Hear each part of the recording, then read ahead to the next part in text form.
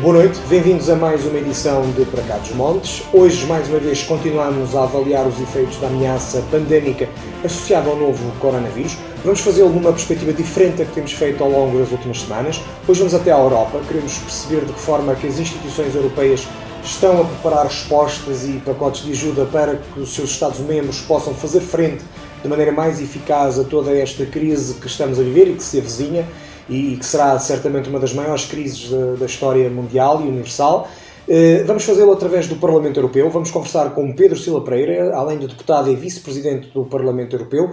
Teremos também connosco José Manuel Fernandes, também ele deputado do Parlamento Europeu. Vamos ouvir as suas perspectivas. Trata-se de dois deputados com especial atenção e que olham de alguma forma para a região norte do nosso país, além de representarem Portugal nessas instituições, e com eles vamos também discutir todo o conjunto de medidas que ainda na passada sexta-feira o Parlamento Europeu aprovou e que pretendem também, dessa forma, pressionar sinais positivos que surjam e que advenham do Conselho Europeu que se realiza na próxima quinta-feira.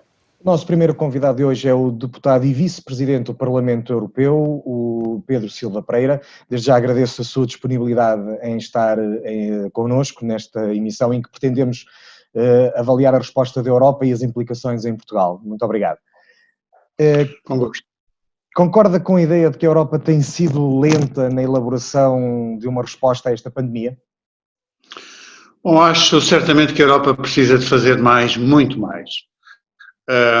Houve algum desacerto inicial, em particular da parte da Comissão Europeia, mas também de alguns países que perceberam mal a dimensão desta crise e a necessidade de uma resposta solidária. Mas depois temos que dizer que tem havido um esforço significativo de acertar o passo. O Banco Central Europeu, em particular, tem sido muito relevante com o seu novo programa de compra de ativos nos mercados financeiros.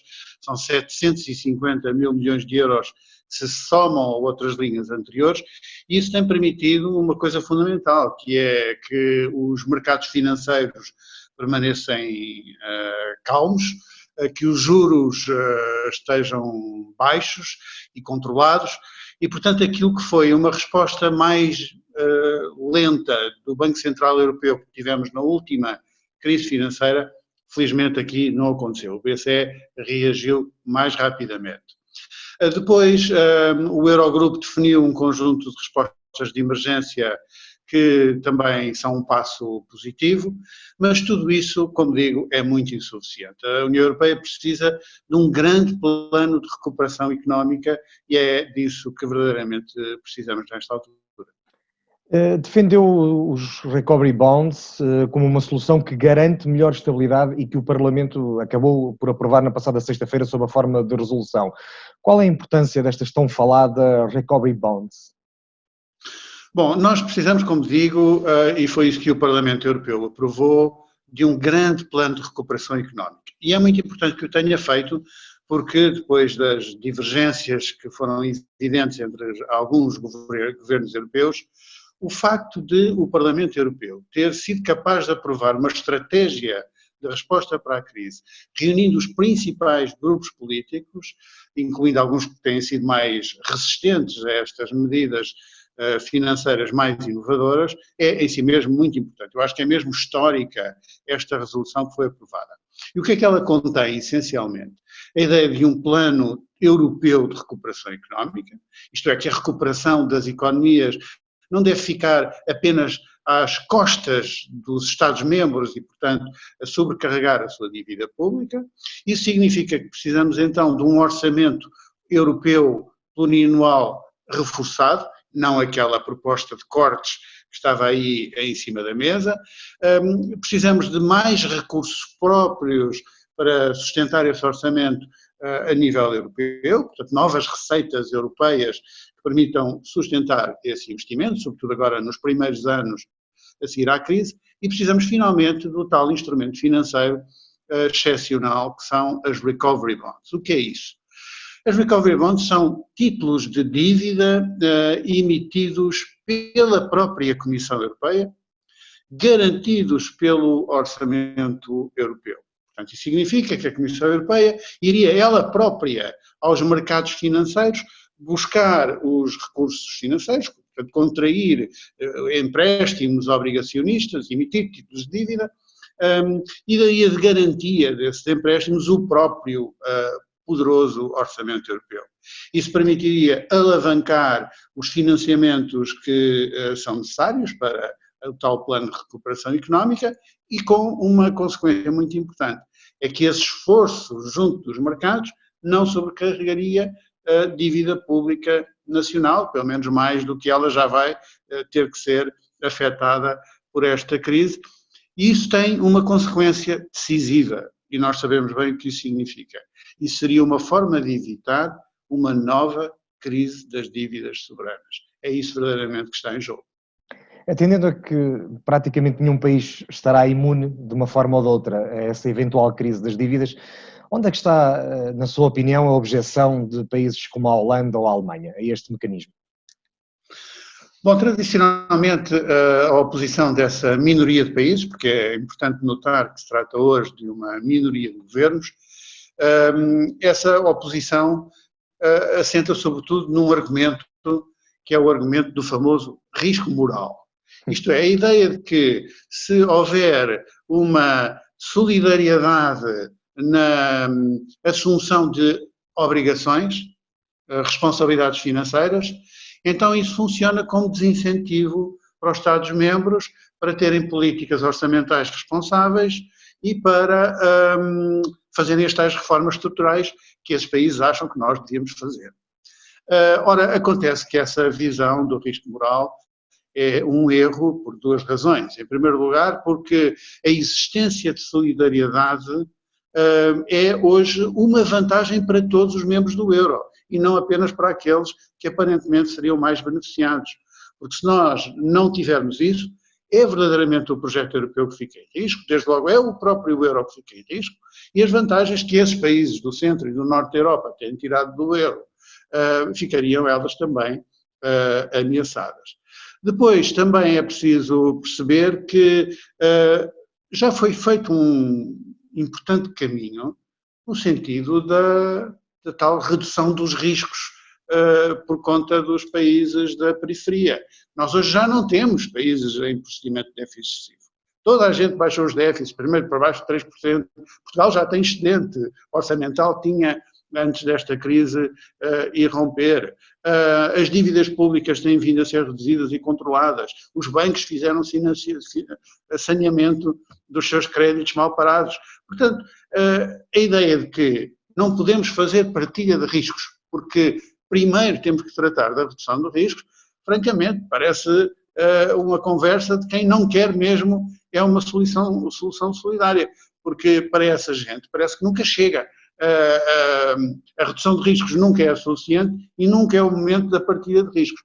Ora, acontece que perante uma crise com estas dimensões, que atinge todos por igual, como diz, que verdadeiramente toda a gente sabe que ninguém provocou, a ideia de que mesmo assim não haveria uma resposta solidária da Europa é intolerável. E é por isso que este pronunciamento do Parlamento Europeu em defesa de uma resposta forte e solidária é tão importante. Eu espero que ele possa influenciar o Conselho para uma decisão positiva e também a Comissão, porque a Comissão Europeia também tem aqui um papel importante a desempenhar.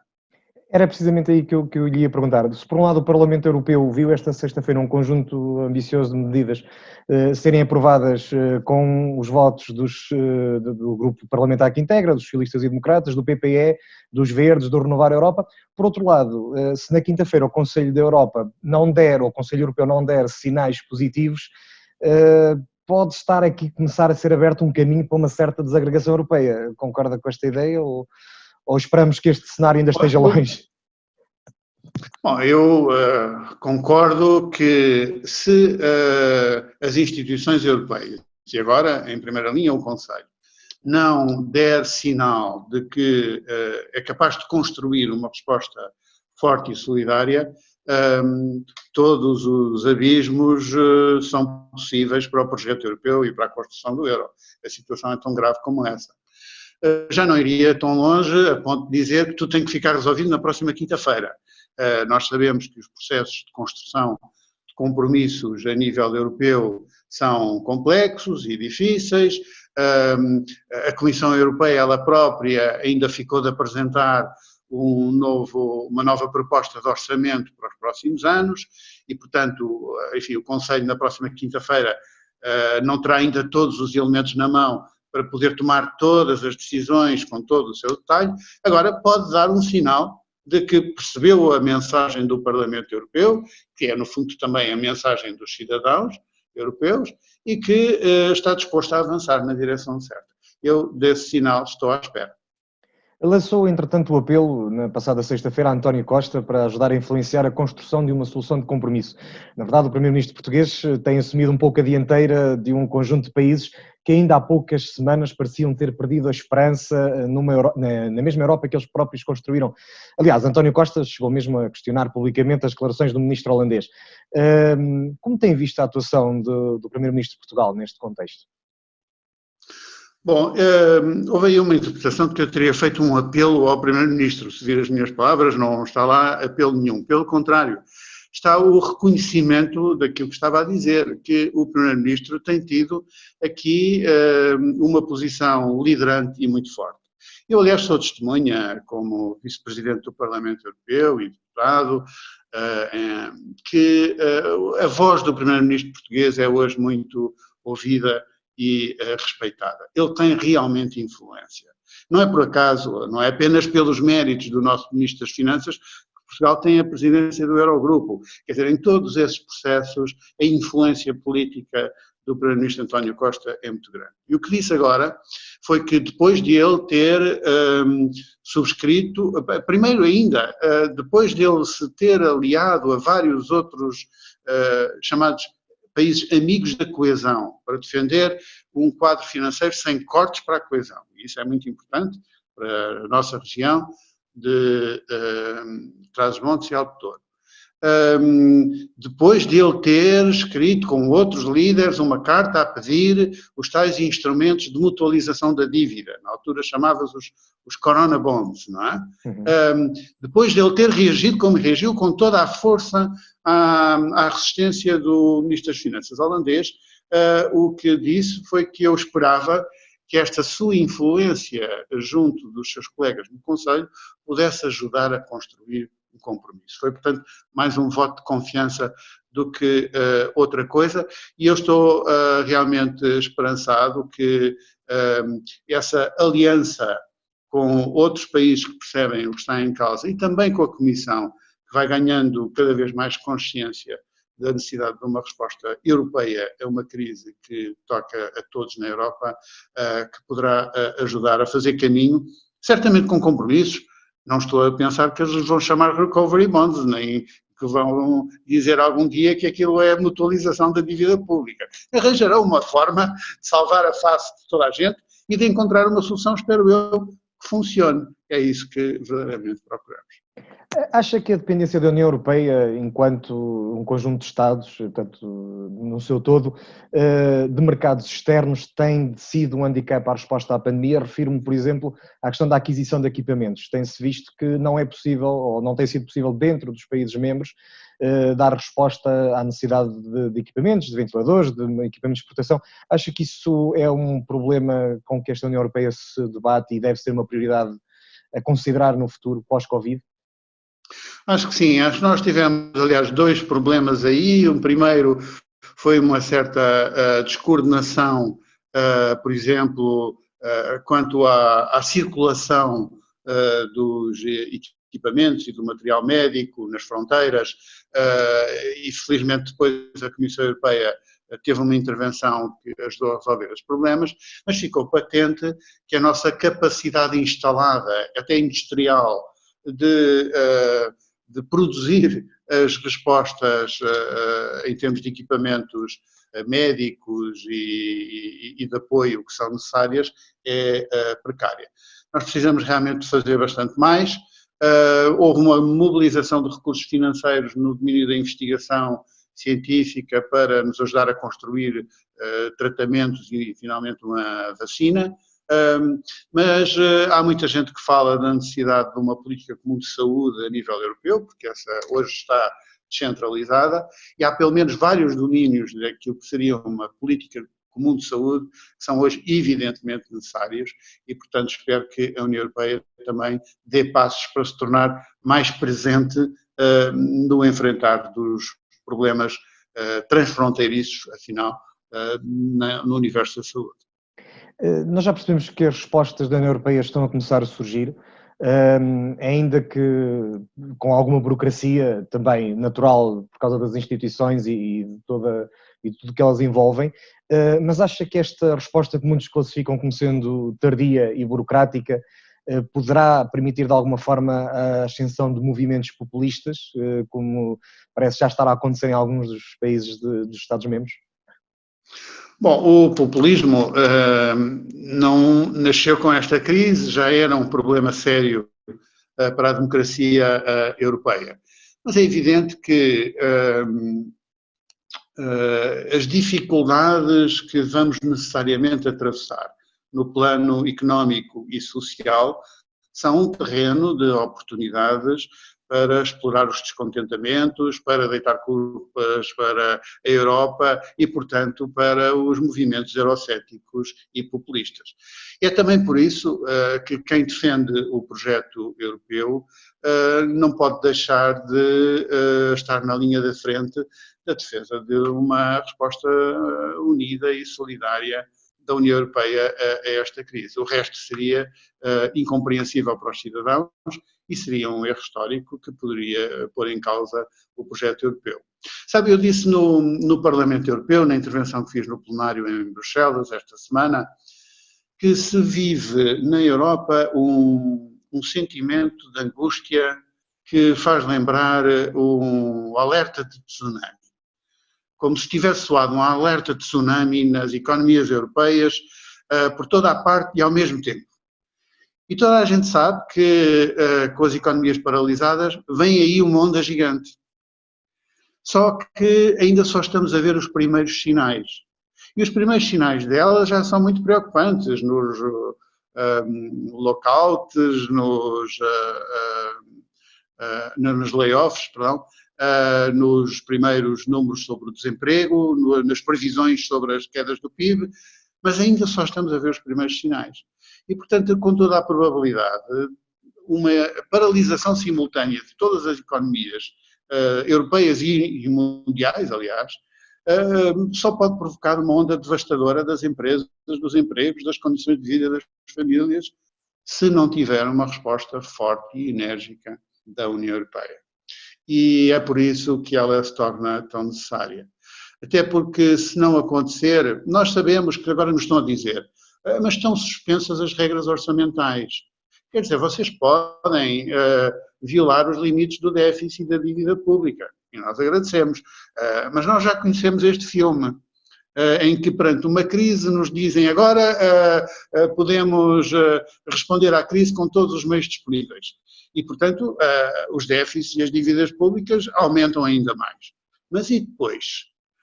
Quando a visibilidade da dimensão da onda se tornar clara, quando isso provocar nervosismo nos mercados financeiros, quando as agências de rating começarem a baixar os ratings dos países e os juros a subirem, então como é que é? Vamos ser devolvidos a uma nova crise das dívidas soberanas? É isso que nós precisamos desesperadamente de evitar. E só podemos evitar se, em vez da dívida pública que tem que aumentar, ser apenas a dívida dos Estados, for também uma responsabilidade assumida a nível europeu, pela Comissão Europeia, com as suas obrigações, com os seus recovery bonds, chamem-lhe lá como quiserem, mas uma forma de realmente partilhar esta responsabilidade entre os Estados nacionais, que já vão ser muito afetados, e o nível europeu solidariamente. Ainda que do ponto de vista económico, pronto, o caminho terá que ser inevitavelmente esse que refere, permita-me que volte um bocadinho atrás e ainda a questão de algumas tendências populistas que surgem. Como é que vê o que se está a passar na Hungria e na Polónia? Bom, com muita preocupação. Aliás, o Parlamento Europeu votou nesta sua resolução também uma condenação muito firme e clara das medidas que foram tomadas, quer na Hungria, quer na Polónia, a pretexto do estado de emergência, mas que são desproporcionadas e, por isso, também violadoras dos princípios do Estado de Direito e dos nossos valores europeus. E nós não nos podemos conformar com essa situação. E, portanto, o Parlamento Europeu pediu à Comissão Europeia, depois de fazer esta condenação, que investigasse estas situações para apurar se há violação dos tratados, como parece claro e evidente, e que daí se parta para os processos de sanções que estão previstas também nas nossas normas europeias, inclusive sanções económicas. E é muito importante que essa resolução tenha sido aprovada, dura como ela é com as práticas da Hungria e da Polónia, porque ela também foi votada desta vez pelo Partido Popular Europeu, a que pertence o primeiro-ministro Orbán da Hungria. Apesar de ter lá um processo de suspensão, mas a verdade é que ainda pertence ao Partido Popular Europeu e continua, aliás, a integrar o grupo parlamentar do Partido Popular Europeu, onde está o PSD e o CDS, no Parlamento Europeu. Mas não é possível, nem já para eles, tolerar esta situação e, portanto, esta condenação, eu penso que tem muito significado e também mostra a importância do Parlamento Europeu na defesa daqueles que são os valores europeus. Sr. Deputado, nos últimos 5, 10 minutos que ainda nos restam, pedia-lhe agora que analisasse, do ponto de vista de Portugal, como é que tem visto a resposta que o nosso país tem dado a esta crise e essa análise tão breve quanto possível, mas de todos os ângulos que seja possível, portanto, do ponto de vista da resposta ao nível de ser uma ameaça de saúde pública, mas também das medidas que o Governo tem sugerido para apoiar a economia. Eu acho que, quanto aos indicadores de saúde, sem minimizar nem por um momento a dimensão da tragédia, com mais de 600 mortos em Portugal neste momento, basta comparar com o que acontece noutros países para percebermos que nós temos tido uma resposta à altura das circunstâncias.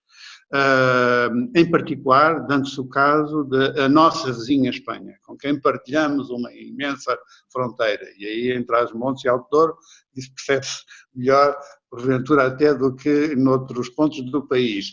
A diferença é colossal. Enfim, a Espanha já ultrapassou os 20 mil mortos. Isso é uma coisa de facto dantesca. E, portanto, isso significa que nós fomos capazes de adotar as medidas preventivas, atempadamente, com grande cooperação da parte da nossa população, e eu acho que isso esteve à altura das circunstâncias desta crise. Também gostava de sublinhar que estas medidas que foram tomadas, elas significam que o nosso Serviço Nacional de Saúde teve uma capacidade de adaptação e de resposta que, felizmente, desmente as teorias do colapso do Serviço Nacional de Saúde que estavam a ocorrer para aí.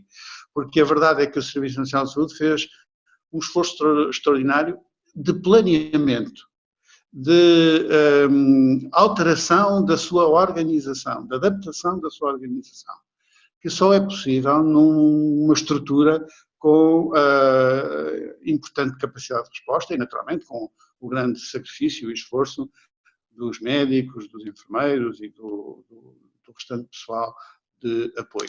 No plano da economia, eu penso que o Governo distinguiu bem as duas fases. Primeiro, uma resposta de emergência, de apoio ao emprego na medida do possível e de apoio às empresas, e depois aquilo que será um plano de recuperação da economia que só tem verdadeiramente viabilidade de ter resultados no terreno assim que o confinamento possa ir sendo levantado, porque não faria nenhum sentido agora imaginar um plano de recuperação, ou executar pelo menos um plano de recuperação da economia, porque, enfim, não há dinâmica de procura nem de oferta que se possa organizar num contexto em que as pessoas não podem sair de casa.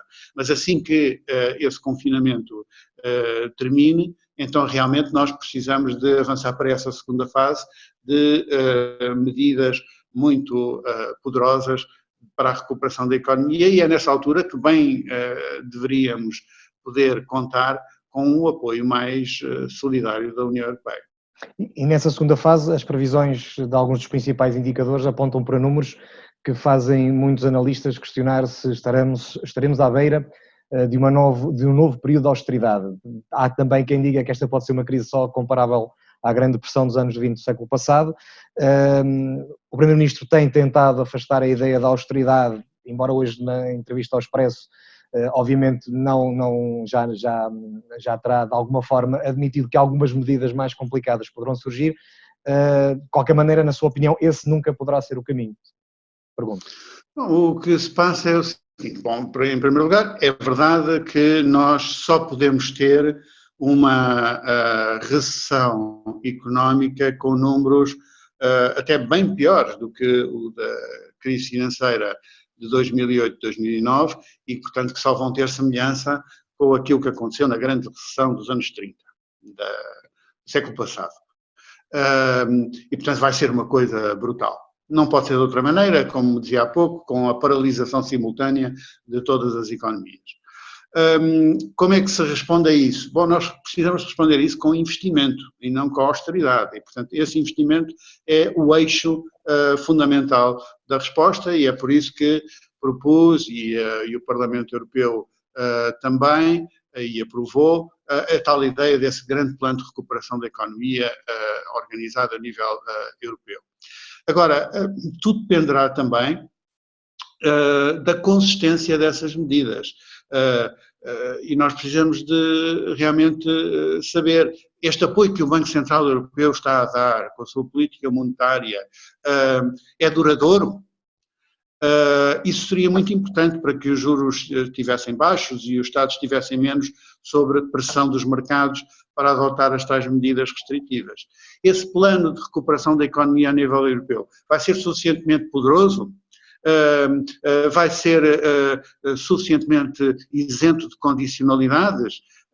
E, portanto, esses aspectos precisam de ser definidos e por isso eu compreendo que o Primeiro-Ministro apenas neste momento o que pode dizer é que esse não é o meu plano não é a austeridade, o meu plano é o investimento e espera poder reunir as condições, e nem todas dependem dele, verdade seja dita, para que realmente isso possa ser conseguido.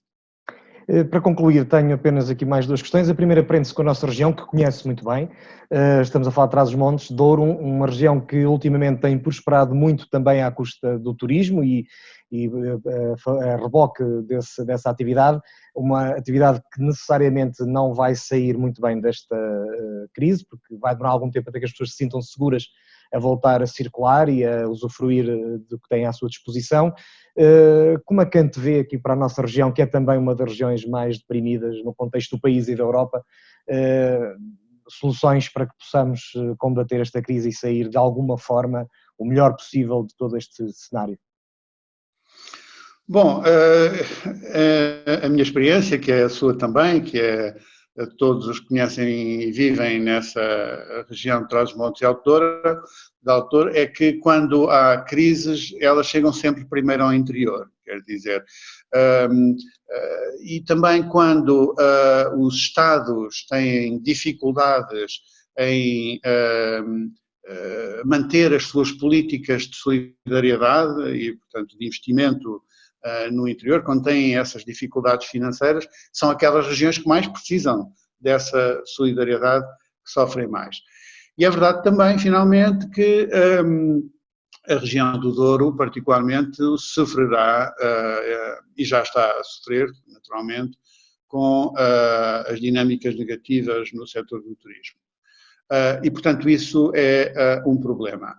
Eu creio que isso significa que aquele plano de recuperação económica de que nós precisamos a nível nacional e que será, espero eu, suportado por instrumentos financeiros europeus, precisa de ter uma forte discriminação positiva em favor daquelas regiões que enfrentam mais dificuldades, mais vulneráveis, em particular as regiões do interior. Estou convencido que, desse ponto de vista, podemos contar com a atenção do Governo. O Governo já deu vários sinais da sua especial atenção aos problemas do interior e, portanto, eu conto que essa estratégia para a recuperação económica seja uma estratégia que inclua um pilar significativo de discriminação positiva a favor do interior. Para concluirmos, acredita que esta crise pandémica poderá, de alguma forma, mudar o mundo? E pergunto-lhe isto não só na perspectiva da Europa, como também daquilo que é tudo o que nós conhecíamos até este momento, a maneira como nos organizamos. O que é que acha que repercussões podem vir daqui para uns anos, quando olharmos para trás? O que é que acha que pode estar diferente? Bom, há muitas coisas que eu espero que possam mudar. Nós ganhamos com esta pandemia uma consciência mais aguda ainda da nossa interdependência global. Isto é, da forma como estamos também dependentes daquilo que acontece noutros quadrantes e que isso nos influencia a todos. E, portanto, eu acho que a primeira lição é que não há respostas que possam ser construídas isoladamente. As respostas que nós podemos construir em cooperação com os outros países serão sempre mais eficazes.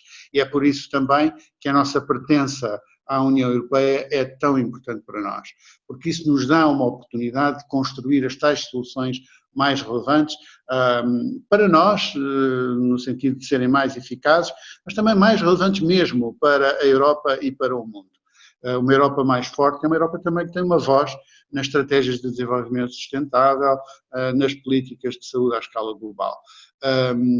E isso penso que é qualquer coisa que precisamos de terem atenção. Depois, em segundo lugar, destacaria talvez as problemáticas que têm que ver realmente com a nossa capacidade industrial e instalada para produzirmos no espaço europeu aquilo de que precisamos.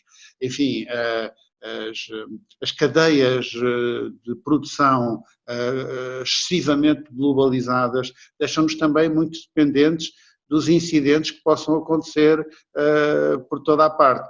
É claro que não é possível reverter muitas dessas dinâmicas da globalização, mas alguma coisa podemos fazer para ter uma política industrial que nos ajude a apoiar a nossa transição digital, a nossa transição económica, a nossa transição energética, porque isso é muito importante.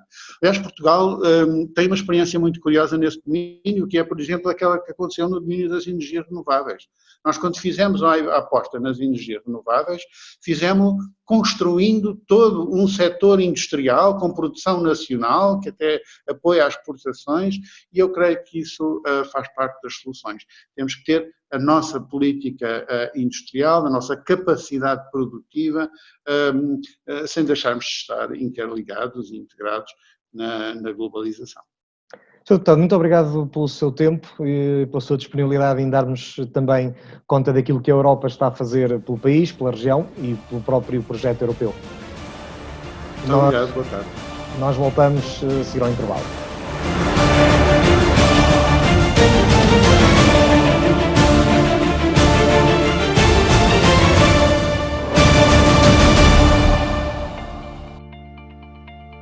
Se sente, nestes dias que vivemos, ansiedade, preocupação, se está mesmo assustado ou assustado com as notícias do Covid-19, pode ter a certeza de que não está só. Estamos todos, no fundo, a adaptar-nos a viver uma realidade estranha. E se tem dificuldade em gerir o teletrabalho, as horas seguidas com a família, nesta necessidade de isolamento, também não é caso único, pode crer. O que pode ajudar a que nos sintamos melhor é, desde logo, continuar a ficar com familiares e amigos e a partilhar o modo como estamos a viver tudo isto. Ajuda aqueles de quem mais gosta e deixe que o ajudam também. Vejamos agora se estamos a fazer, no essencial, aquilo que é certo nesta hora difícil. Permanecer em casa e sair apenas em situações absolutamente necessárias. Lavar as mãos frequentemente e tossir ou espirrar para a zona do cotovelo.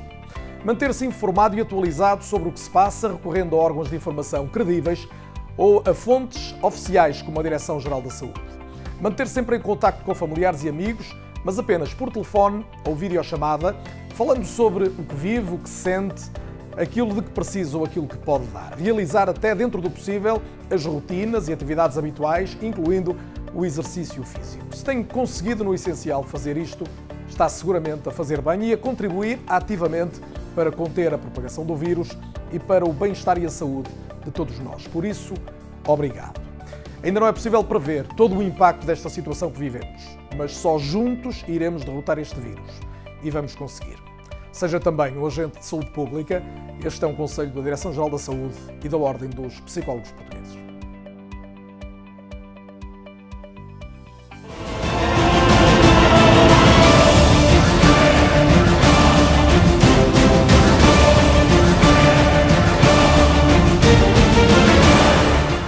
Bem-vindos então à segunda parte do nosso Para Cá dos Montes. Esta semana estamos então a analisar a questão da resposta europeia à ameaça pandémica que se abate sobre todos nós. Tenho agora comigo José Manuel Fernandes, eurodeputado do PSD, que também no Parlamento Europeu tem feito e tem contribuído para que as instituições europeias de alguma forma vão dando resposta a esta ameaça. Eu começava, muito obrigado antes de mais por ter aceito o nosso convite. É um prazer. Eu começava por lhe perguntar que, na sequência da aprovação de um pacote de medidas agora no Parlamento Europeu na passada sexta-feira, comentou que era necessário aceitar desafios comuns e que essa seria a chave para ultrapassar esta crise. Vê o entendimento que foi possível alcançar entre o PPE, entre os socialistas, entre o Renovar Europa e os Verdes na aprovação destas medidas como o primeiro passo para essa solução conjunta? É um passo importante, não vou dizer que é o primeiro passo. Normalmente critica-se a União Europeia e bem porque reage, porque demora, porque não apresenta soluções, mas mete-se tudo no mesmo saco. O Parlamento Europeu tem estado sempre na linha da frente e ainda que haja uma grande diversidade entre os grupos políticos e mesmo dentro dos grupos políticos, temos tido sempre consensos. A Comissão Europeia também, ela tem apresentado propostas. O problema tem estado nos Estados-membros, naquilo que se chama o Conselho Europeu, onde nós não temos, como eu tenho dito, líderes, nós temos governantes. Infelizmente, um problema que existe à escala global. Se lhe pedir o nome de um líder à escala global, com certeza que não vai apresentar nem o Trump, nem o Boris Johnson, nem o Putin, nem o Bolsonaro. E nós até agora ainda tínhamos a Merkel, ainda continuamos a ter um bocadinho da Merkel, ainda que ela esteja numa situação frágil. Ora, o Parlamento Europeu tem apresentado sempre soluções. Esta semana foi muito importante aquilo que se passou e nem todos perceberam a importância do que aprovamos. Porque, pela primeira vez, nas medidas que foram apresentadas e aprovadas, há dinheiro novo, há dinheiro adicional. Constituímos um fundo de emergência com 3 mil milhões de euros para salvar vidas, onde se pode comprar agora ventiladores, equipamentos, luvas, onde se pode fazer e ter hospitais de campanha. E isto obrigou, entre aspas, a que existisse unanimidade no Conselho. Foi uma decisão por unanimidade no Conselho, porque obrigou a alterar o regulamento do quadro financeiro plurianual, o que raramente acontece. Depois há decisões mais fáceis, mas que são importantes. A decisão da Comissão Europeia de remover os limites das ajudas de Estado e, portanto, o Estado pode injetar nas empresas dinheiro seu, dinheiro do orçamento do Estado, é positivo. Ter retirado as regras do Pacto de Estabilidade é positivo. E depois, para Portugal, é muito positivo que até junho de 2021 o Portugal 2020 tenha flexibilidade e não haja cofinanciamento europeu. Ou seja, não haja cofinanciamento nacional. Ou seja, o cofinanciamento europeu é de 100%. É dinheiro a fundo perdido a 100%, até junho de 2021. Nós no Portugal 2020, por executar, ainda temos 13 mil milhões de euros. Agora, o que é importante? É que o governo seja justo e também solidário na aplicação destes fundos. É que não retire dinheiro das regiões mais pobres para colocar nas regiões mais ricas, como fez no passado, como fez ainda recentemente, com a reprogramação, por exemplo, em que levou dinheiro que estava no norte para o metro de Lisboa. Vou explicar de uma forma muito simples. O norte só tem uma taxa de comprometimento nos fundos do Programa Operacional Regional de 50%. Significa que temos 1.700 milhões de euros livres. com esta flexibilização, há aqui um perigo. O governo pode ir buscar dinheiro ao norte para pôr noutros sítios. Seria inaceitável, injusto. E, portanto, agora também temos a obrigação de estarmos atentos e de monitorizarmos e de exigirmos que estes recursos financeiros sejam bem usados. Um outro ponto importante que acontece pela primeira vez, já agora, numa resolução que aprovamos ontem, que não tem efeitos imediatos como estes assuntos que acabam de pôr e estes milhares de milhões, foi pela primeira vez nós temos a palavra bonds numa resolução. Exatamente. Temos a palavra obrigações. Não é ainda aquilo que pessoalmente eu gostava que existisse, porque aquilo que eu acho que era importantíssimo é que, não havendo risco moral, que não há, alguém tem culpa do Covid-19? Algum Estado tem culpa? Há alguma responsabilidade individual? Não há. E, portanto, era lógico que toda a despesa que se vai fazer, ou melhor, toda a dívida que é necessária fazer para enfrentar os efeitos negativos do Covid-19, as garantias fossem assumidas por todos os Estados-membros. Toda. E é isto os Corona Bonds. Coisa diferente é aquilo que foi aprovado, que são os Recovery Bonds, que é também aqui uma partilha da dívida que vai ser usada para o investimento, para o relançamento da economia, para a recuperação da economia na União Europeia. Estou convencido que isto vai existir, mas era importante que este plano de relançamento não fossem empréstimos, era importante era que fossem subvenções. Nós vamos ter dificuldade em nos endividarmos mais. Veremos mais uma vez aqui o que é que decide o Conselho Europeu, e eu espero que venha a decidir por uns recovery bonds em que, na prática, a Comissão Europeia vai aos mercados buscar dinheiro, mas eu espero que a seguir isto não sejam empréstimos que cada Estado-membro tenha de assumir e que sejam subvenções. Mas existir a palavra bonds, obrigações, uma partilha comum de garantias comuns para um programa de relançamento, de recuperação da economia, só isso também é positivo e até é histórico porque nunca aconteceu e dentro de todos os grupos políticos há reticências em relação a isto. Depois não é dentro do Partido Popular Europeu há muita reticência sobre isto. Dentro do grupo dos socialistas também há reticências. Dentro dos liberais também. Mas conseguimos apresentar uma solução em que os grupos pró-europeus defenderam soluções que passam por uma solidariedade de facto e os recovery bonds também são uma solidariedade de facto.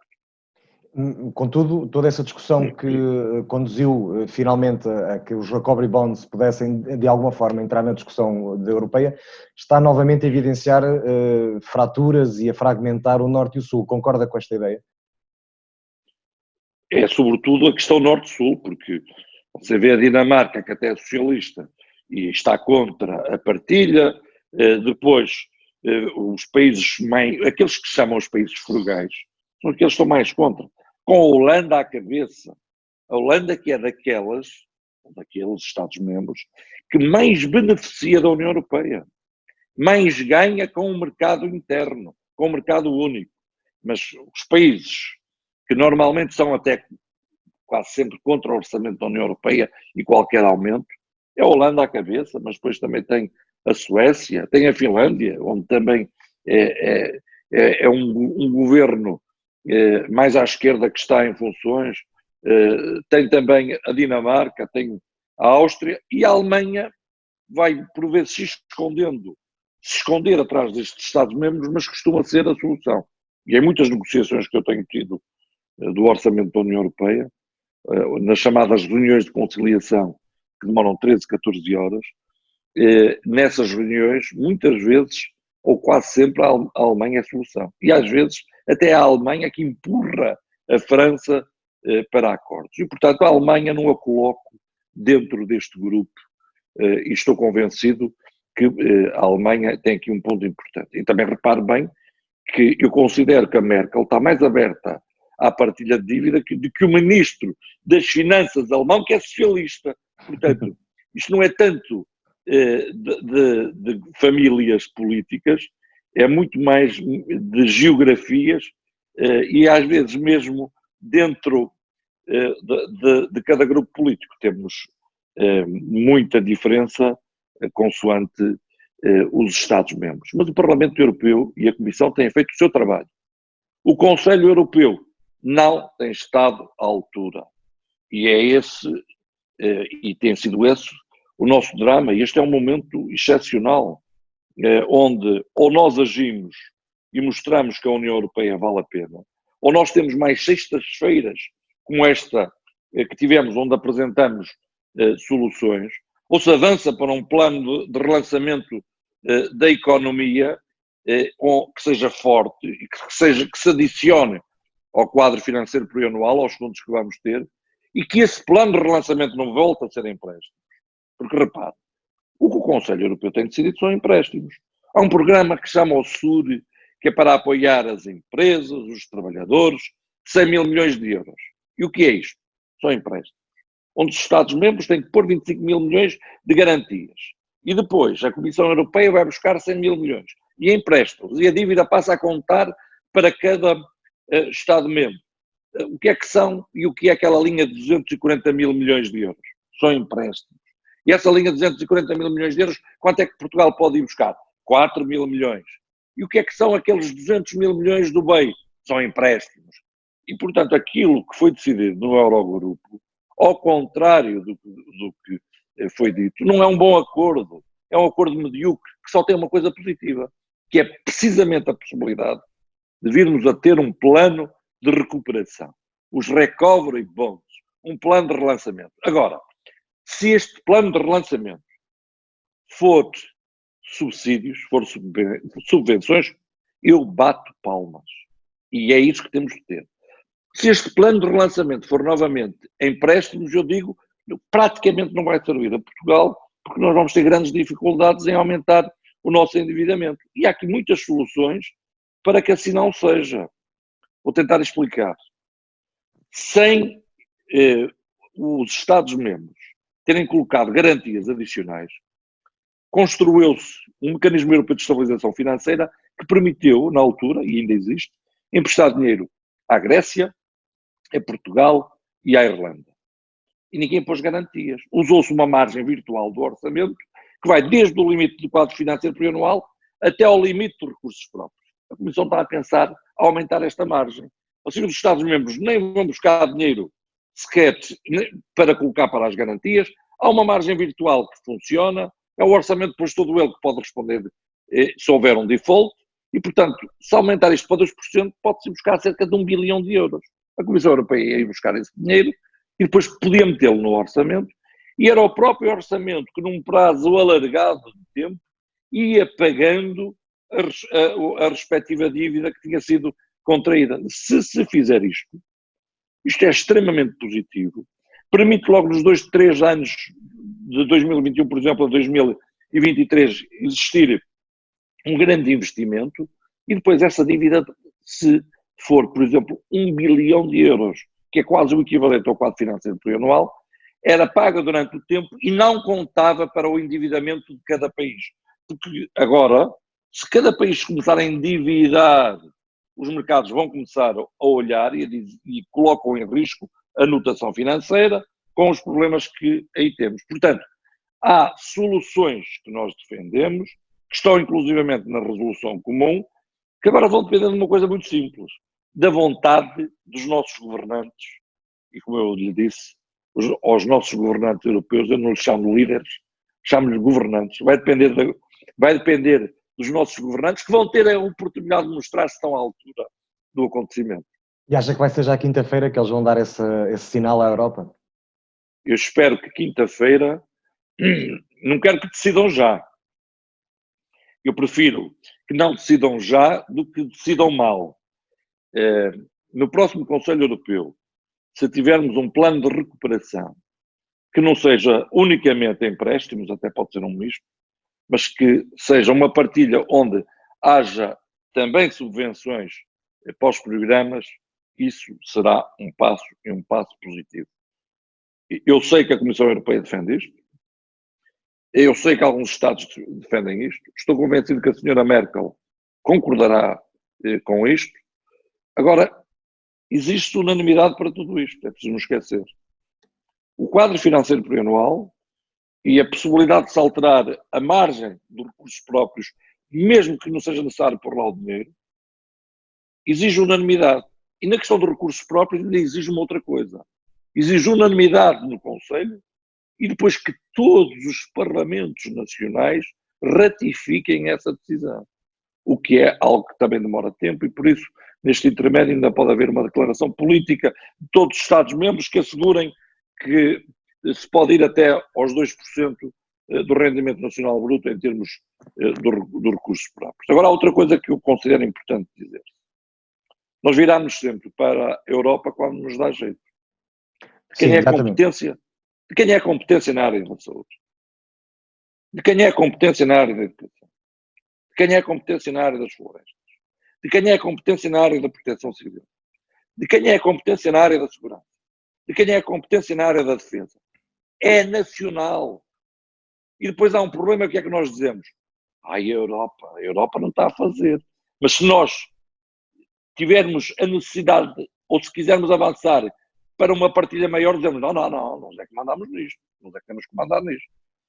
E ainda há gente que ainda não percebeu que se nós só teremos uma soberania nacional forte se tivermos uma soberania europeia forte. Alguma vez nós pensamos que vamos resolver o problema das alterações climáticas, mesmo da saúde pública, da segurança, da defesa, se não partilharmos? Não vamos. Agora repare bem ao estado em que chegamos. Nós não somos capazes de produzir os nossos equipamentos, os nossos ventiladores, de produzir máscaras e luvas. Temos que andar a importá-las. Nós não somos capazes de produzir medicamentos. Tivemos em risco porque uma série de medicamentos vêm da Índia e a Índia ia fechar as portas. Algo que até passou um bocado despercebido. E aí a Comissão Europeia teve uma intervenção importante. Nós somos capazes. O que é que eu estou a dizer? Nós precisamos de uma soberania em termos de uma indústria crítica, uma soberania europeia. E é só à escala da União Europeia que podemos tê-la. Em termos alimentares, precisamos de uma soberania europeia alimentar. Nós precisamos também de uma segurança para os cidadãos. Em termos da defesa, também devíamos partilhar. É esta União Europeia que eu defendo, mas depois vem sempre os nacionalistas acharem que orgulhosamente só funcionam e que não percebem que, olha, repare, mesmo há 100 anos, com fronteiras, a gripe espanhola matou 70 milhões. E agora pensava-se que nós nos podemos fechar, pode ser cada um por si só, não funciona. E, portanto, é isto que também falta à União Europeia. Esta possibilidade de ter competências para poder atuar e algumas competências que sejam partilhadas. E se assim for, eu acho que nós podemos avançar e aquilo que tem faltado é mais união. Olha, uma união para a produção de equipamentos, uma união para a produção de medicamentos, uma união para a energia, uma união para a produção de alimentos, uma união para o digital, uma verdadeira união é aquilo que falta. E depois nós culpamos sempre. Cometemos dois erros. Metemos tudo dentro do mesmo saco. Se o Conselho Europeu não se entende, é culpa da Europa, portanto também é culpa do Parlamento. Quando o Parlamento tem sido sempre solução e a Comissão Europeia. E depois também exigimos à União Europeia aquilo que não queremos dar. Dizemos assim, os Estados-membros dizem assim, tem aqui 1% do rendimento nacional bruto, é o vosso orçamento. Agora desenrasquem-se e façam tudo. É impossível. Quando há outra coisa que as pessoas não sabem, é que o orçamento da União Europeia tem um valor acrescentado enorme. Não há nenhuma instituição no mundo onde apenas 7% do orçamento sejam para as despesas administrativas e de funcionamento. 93% do orçamento da União é para investimento.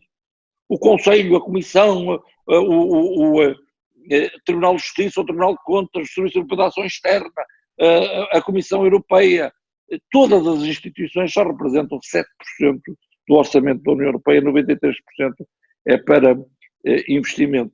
Não se lhe dá dinheiro ao orçamento, depois queremos que faça. Não se lhe dá competências, depois queremos que se faça. Depois mistura-se tudo Mas, olha, se não tivéssemos a União Europeia, então é que isto tinha sido uma desgraça, mas estamos num momento onde podemos definhar em termos da União Europeia ou podemos avançar.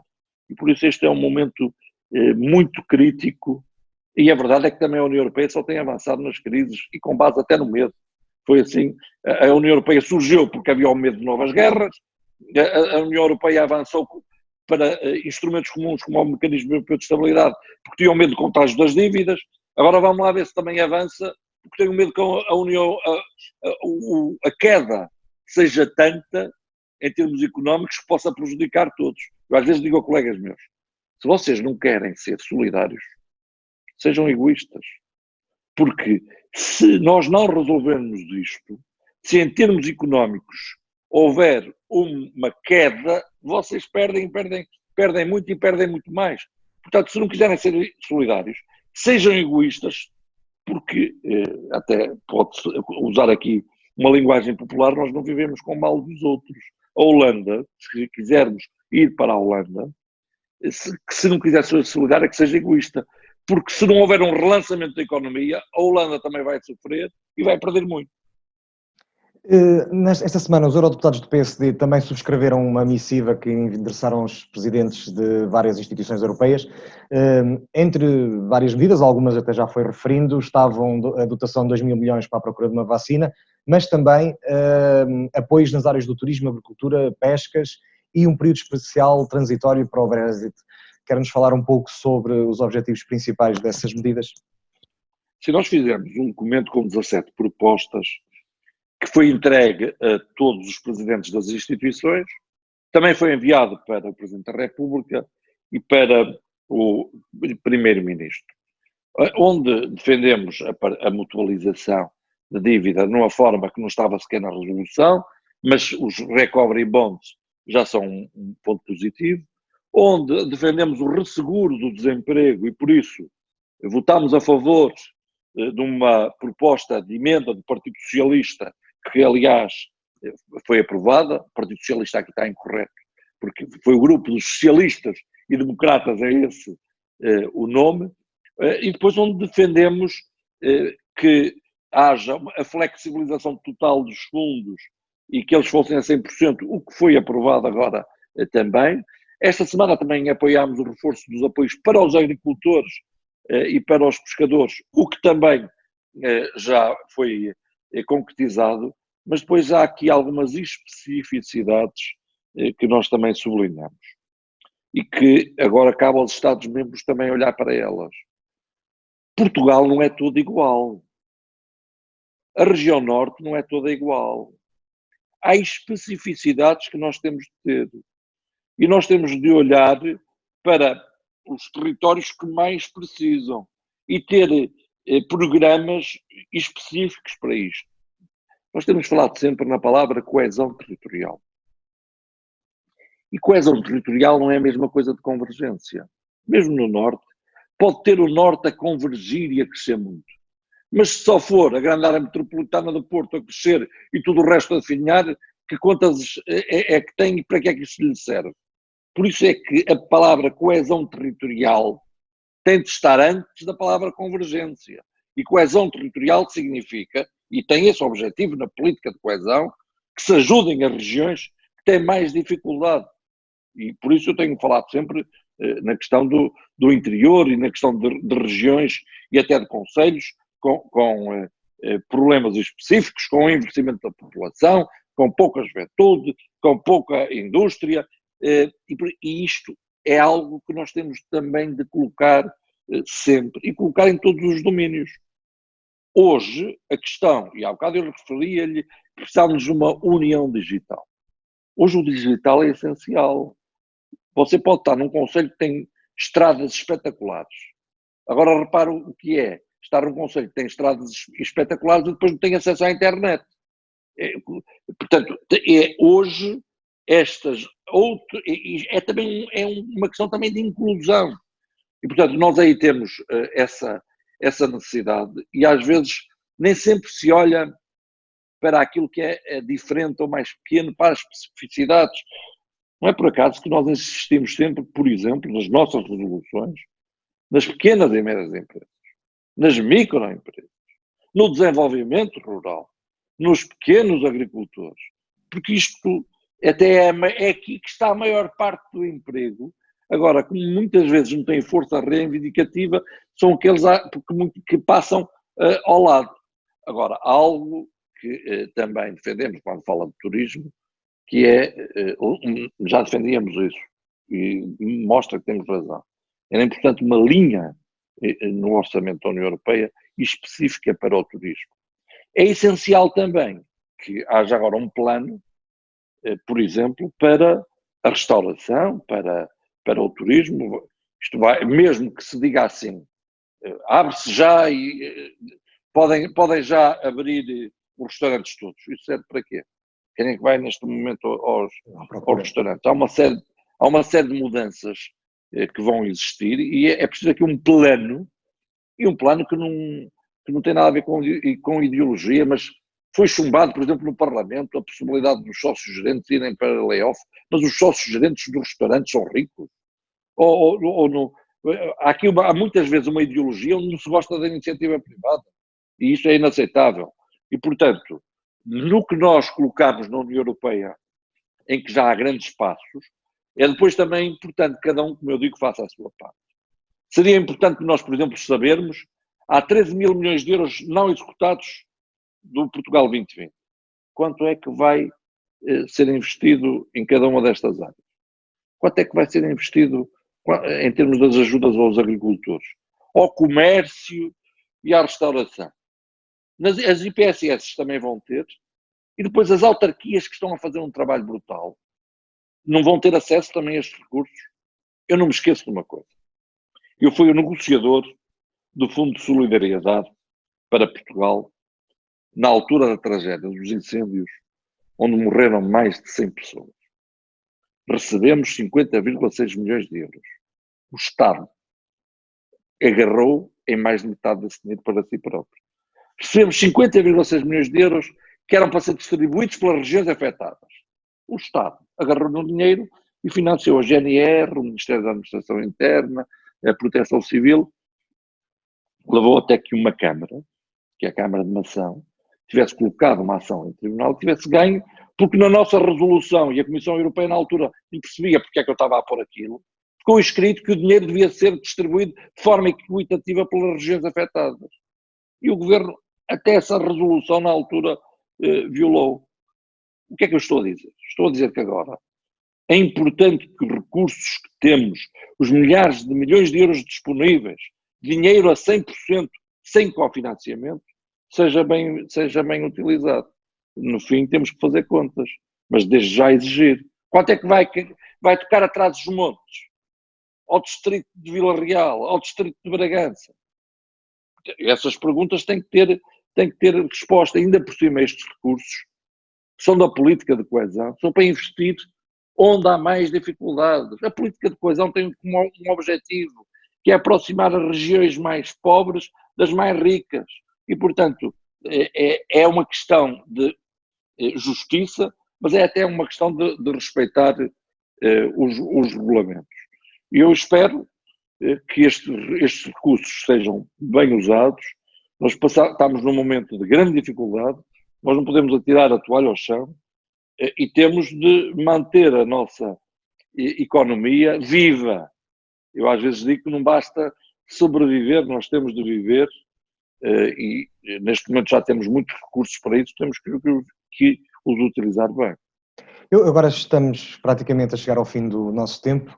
Tinha só apenas mais duas questões. A primeira delas era, e já foi adiantando, como é que tem visto a atuação de Portugal na resposta a esta ameaça pandémica, seja do ponto de vista de saúde, aquele que é o fundamental, seja do ponto de vista dos apoios que têm sido dados, e como é que vê este período pós-Covid no nosso país?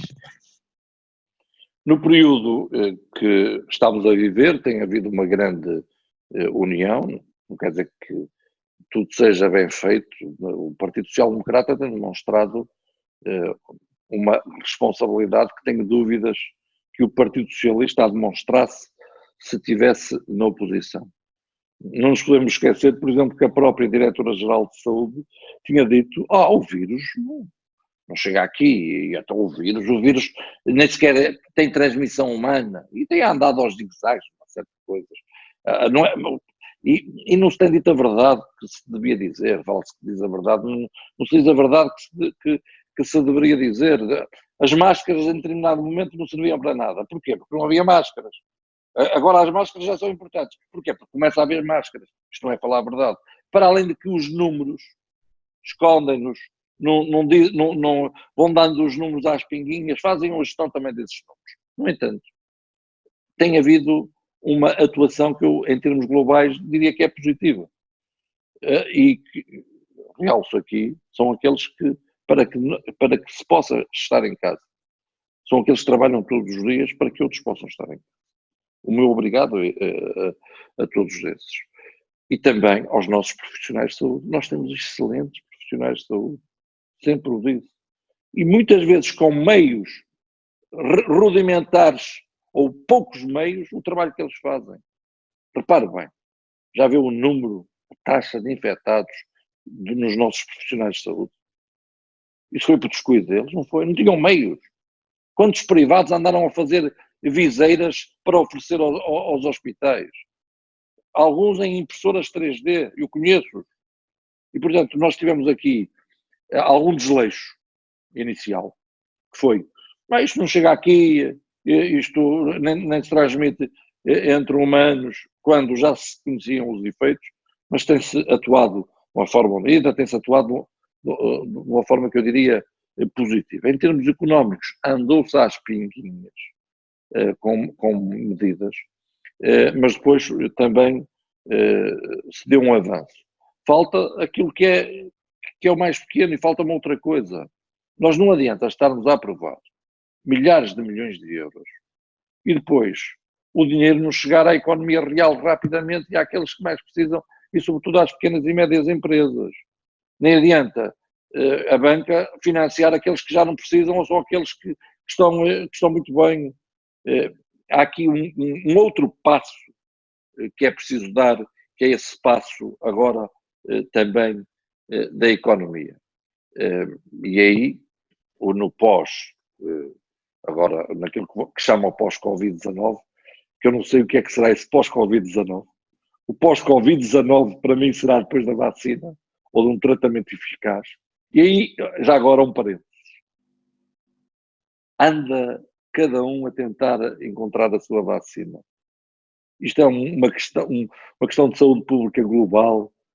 Imagina o que era ter todos os cientistas numa plataforma a procurarem uma solução onde se colocasse milhares de milhões de euros para a investigação, a poupança que isso não seria e o encontro da solução e a vacina seria muito mais rápida. Assim andamos a ajustar hoje e à procura de respostas hoje para as quais outros já as têm, mas ainda não as partilham. Mais uma vez aí a necessidade de partilha. Depois neste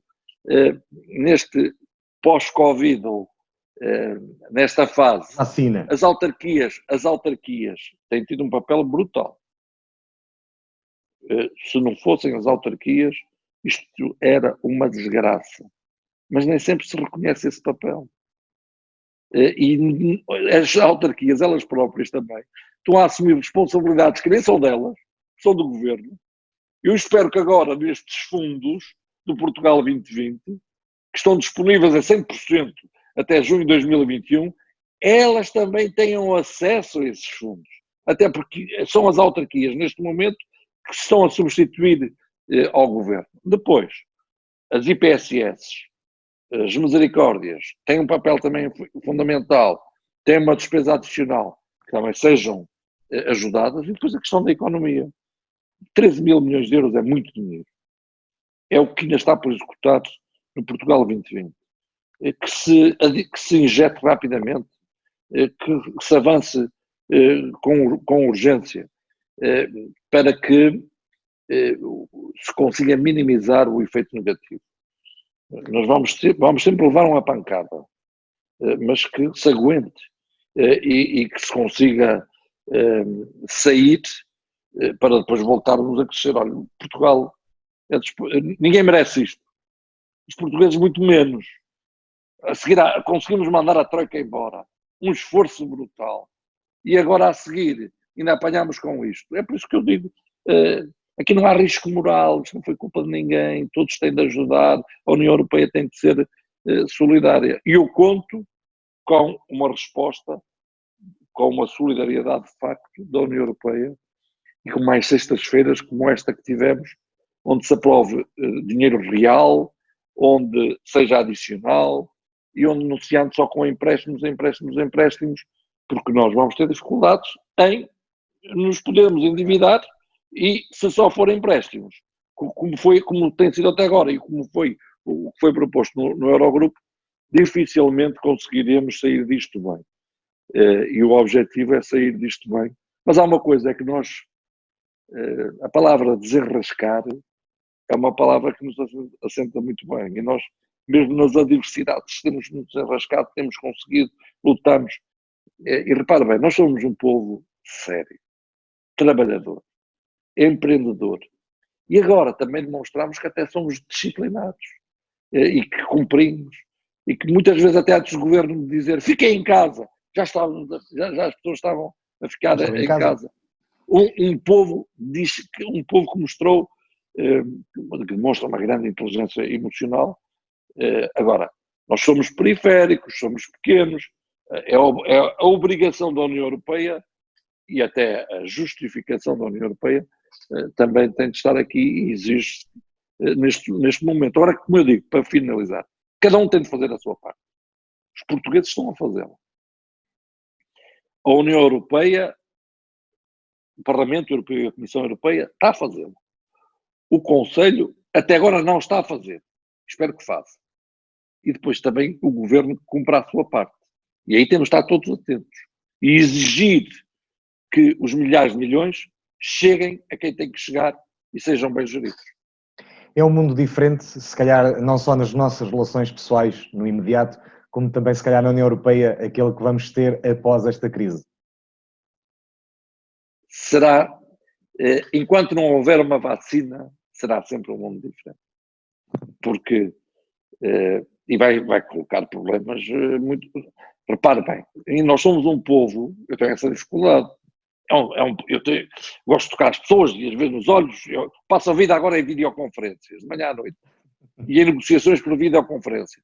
Não é a mesma coisa, não está a ver muitas vezes os olhos da outra pessoa, os sinais, a expressão, o conjunto, e depois nós somos um povo que gosta de abraçar, gosta de tocar, gosta de estar. Enquanto não houver uma vacina, já viu o tamanho dos nossos restaurantes, sim, das nossas tascas. Sim. Como é que vai separar as pessoas? Como é que agora você tem que estar aqui a 2 metros de distância? Como é que vai fazer? Portanto, enquanto não houver uma vacina, isto vai ser muito, muito diferente. Agora, no verão, imagine nas praias como é que vai ser. Está a ver? Estou-lhe a dar pequenos exemplos que provam que isto vai ser muito diferente.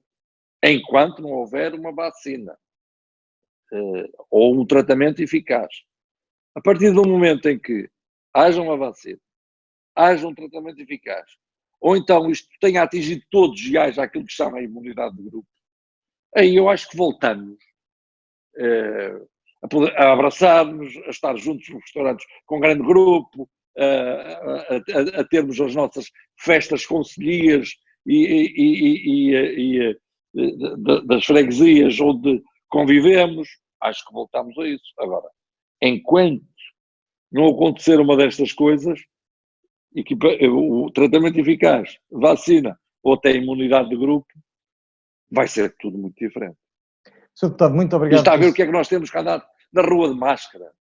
Sim, isso em todos os sítios de máscara, que é uma coisa. Mas vai ter que ser, e será muito diferente. Agora, eu espero é que isto não demore muito tempo em termos dessa diferença.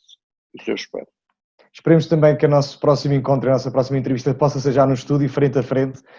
Também ele não muito grande e por isso optarmos pela videoconferência. Sr. Deputado, muito obrigado pelo seu tempo, pela sua disponibilidade e também ajudar-nos a perceber aquilo que a União Europeia poderá efetivamente, e neste caso o Parlamento Europeu, poderá efetivamente fazer por Portugal e por toda a Europa e por este projeto europeu. Muito obrigado.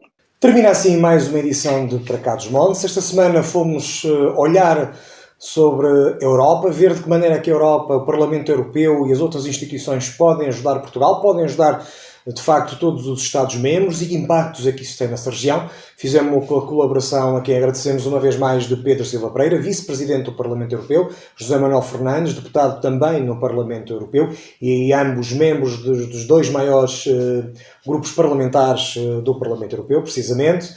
Este programa, Para Cá dos Montes, é uma coprodução entre a Universidade FM e a Associação Valdouro. Tem a apresentação de Luís Almeida e Ana Gouveia, a edição e produção de Daniel Pinto. A luta contra este vírus, esta ameaça pandémica que se abate sobre todos nós, não é uma luta de Alijó, não é uma luta de Sabrosa, não é uma luta individual. É uma luta conjunta, é uma luta de todos nós e por isso resta-me que lhes continuo a pedir, por favor, fiquem em casa.